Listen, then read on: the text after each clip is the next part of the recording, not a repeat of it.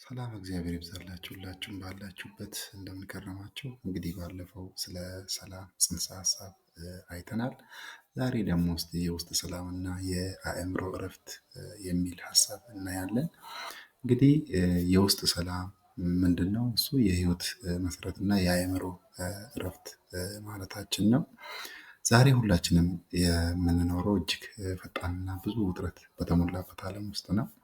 በዙሪያችን ብዙ ድምፆች፣ ብዙ ግዴታዎች፣ ብዙ ግጭቶች አሉ። ነገር ግን ቆም ብለን ስናስብ ትልቁና ወሳኙ ሰላም ከውጭ የምናገኘው ሳይሆን በውስጣችን የምንገነባው የነፍስ እረፍት መሆኑን ልንገነዘብ እንወዳለን። ሰላም ከቤት ሳይሆን ከልብ ይጀምራል። እንግዲህ ከውስጣችን ከራሳችን ልብ ይጀምራል።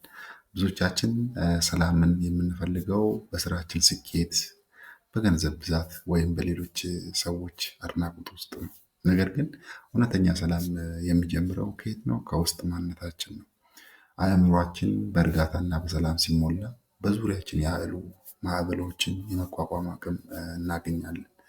የውስጥ ሰላም ማለት ችግር አለመኖር ሳይሆን በችግር መሃል ሆኖ የመረጋጋት ጥበብ ማግኘት ማለት ነው። እንግዲህ በአጠቃላይ የውስጥ ሰላም ስንል ይሄ ነው። ጭንቀትን ማሸነፍና ራስን መውደድ ሌላው የሰላም ማስፈኛ ስልት ነው። ጭንቀት የሰላም ቀንደኛ ጠላት ነው።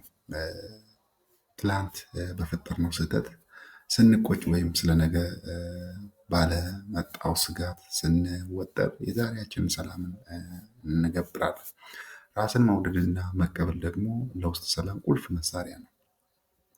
ራስን ይቅር ያለና በራሱ ላይ ሰላም የሌለው ሰው ለሌላው ሰላም ሊሰጥ ስለማይችል ማለት ነው። መጀመሪያ ለራሳችን ርኅራኄ ሲኖረን ያ ርኅራኄ ደግሞ ወደ ቤተሰባችን፣ ወደ ማህበረሰባችን የመፍሰሱ እድል ከፍተኛ ነው ማለት ነው። ስለዚህ በመጀመሪያ ለራሳችን መኖር አለበት። የውስጥ ሰላም ለውጫዊ ሰላም ያለው ፋይዳ እንግዲህ ዓለማችን ሰላም እንድትሆን ከፈለግን መጀመሪያ እያንዳንዳችን የሰላም ባለቤት መሆን አለብን።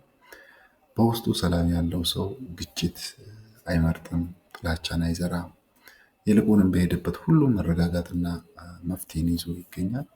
የውስጥ ሰላማችን የውጫዊ ሰላም መሰረት ነው እና አጠቃላይ ጠቅለል ስንለው እንግዲህ በየቀኑ ለጥቂት ደቂቃዎችን ቢሆን ቆም ብለን አእምሯችንን ማሳረፍ አለብን።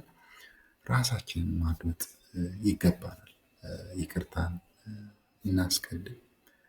በውስጣችን የምንከተለው የሰላም ዘር ነገ ለሀገራችንና ለዓለማችን የሚተርፍ የፍቅር ጥላ ይሆናልና ሰላም ለልባችን፣ እረፍት ለአእምሯችን ይሆንልን እያልን ለዛሬ እዚህ ላይ እናበቃለን።